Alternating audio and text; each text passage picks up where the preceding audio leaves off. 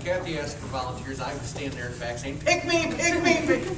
And then I went home and I made a wonderful PowerPoint, and I was all set, and a meteor came through the roof of the house. Went through my hard drive, and I didn't have a backup, so I don't have my PowerPoint tonight.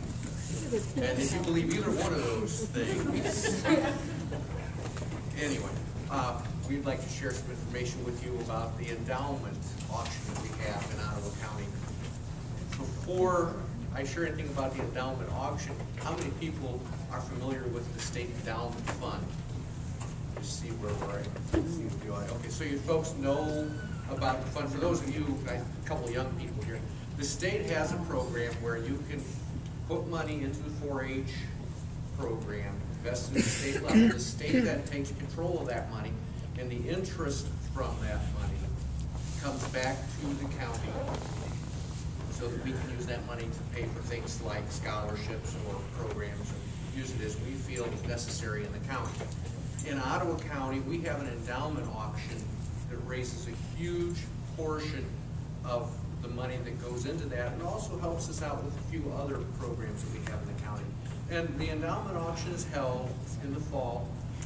The 4-H clubs go out, solicit donations, and then we get those things all together. We have Camp Perry that we've used last several years for our site to hold that. This will be our 17th year, Kathy, is that? She told me that. My heart, well, yeah, it just, well, and then the mess with the roof, and it was terrible. But we have it at Camp Perry, and we invite folks to come in and have a really good dinner and a lot of socialization. We have a silent auction portion of it. We have some raffles, and then we have auctioneers from the county that will auction the different items off, and I'll let Lyle, since he's one of our auctioneers, I'll let Lyle take over and tell a little bit about how the auction is run. Auction is run, we have probably anywhere from 20 to 40 items selected as the grand items, the higher price items, and they're set displayed on a table with looking out over the lake. And we start out, there's about 3 auctioneers, we take turns, we auction off about 8 categories each, or maybe a few more depending on how many items are in a grand auction. It works pretty good. It goes to the highest bidder, just like a regular auction. And then the silent auction, you just put your number in, the same bid number you do for the live auction. Bid number. When you get done, you pay cash or check, or they got set up with one of the stores. I think in town you use credit cards also. We pretty consistently bring in about $10,000 with just that one event, and the support in the county is we have families that will buy tickets to take up a whole table. Our county commissioners are there, the courts are. Anybody run for election? Treasurers. but even those people who are in the uncontested situations, we've had really outstanding support from the county officials, and it's kind of nice because a lot of folks know that those folks are going to be there. So if you want to have an opportunity to sit down and chat with those folks, they're a captive audience because they're there to bid on the Ohio State, Michigan tickets. So it really, and we do have different people who've donated the tickets for I think every home football game. Yeah, we have every home or very football. close to it. So of course those are really good selling items for us. Some of the other get condos, Florida, We can stay at a condo. Those have sold well. We have benches, homemade lamps, horseback riding lessons. So we have a real broad variety of things, and it tends to appeal to a real broad group of folks. And the other thing is that our junior leadership kids come in, and they present the grand auction items, and so you get them up there showing off the different products, and they have a good time hopefully doing that. The adults get to see the young people in a little different light, so it's a nice PR piece in that respect as well. Anything else I'm forgetting? Tom Parsha stole my thunder on that one. I'm sorry. I'm supposed to be the junior leadership representative, but what we do, the past couple years they switched to buffet style, so people actually come up and they go through the line themselves. We'll stand there, we'll get their drinks and depending on how much food they have, or if they get the desserts right then, we help them carry their plates back to the tables. Before we went to buffet style, we actually, yeah, for the old people like him, like he just said. Before we went to buffet style though, the Junior Leadership Club would actually serve them, so we'd go from table to table and bring out their food. And then we'll go ahead and collect the plates, and like you said, we go around and auction off the grand items, so we get to be our own Vanna White for the day. A lot of us fight over who does the Ohio State-Michigan game tickets too, of course, but yeah, we have a good time with it, and it's a good way for us to be involved and show the people in the community what we're doing, that we are actually involved in junior leadership. We're not just saying we're in that club. And then I also have, a program, but we only have enough for one for every county, so if you guys... We received a budget cut, so...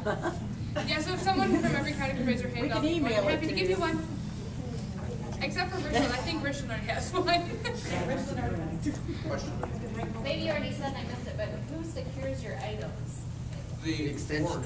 The 4-H clubs will go out, and each club is asked to solicit, and we have some clubs that do a really nice job, and they have folks that they have worked with year after year, so they kind of expect the kids.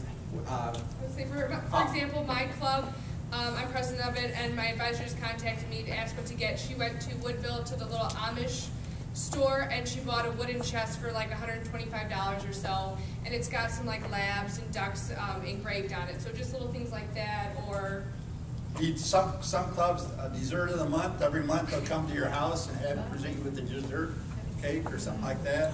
We also have great support from a lot of the businesses in the county, and so a lot of our businesses do support us with making donations. That can be an item for that evening, or we get several of them that make monetary, which is also just kind of builds on what we receive for the evening. We also have a lot of individuals, former alumni, advisors who've retired from the organization, who really want to come back and donate. And so we really have some great support. We run about 100 items on the silent auction, and usually between 30-40 on the grand auction.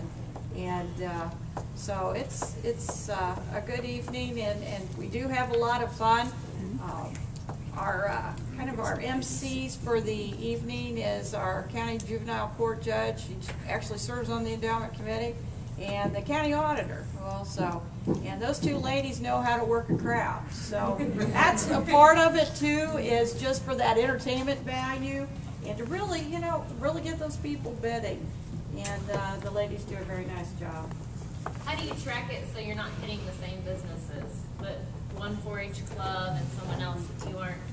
I think the endowment committee goes out mainly to some of the businesses of 12 people, I think, or so And roughly. we solicit to that set of people with a donation letter, and then and usually they're very good to tell them somebody's already been there with a letter that they're not. Some will make an extra contribution, but yeah, we do pretty. I mean, they're pretty good about canvassing and not trying to hit the same.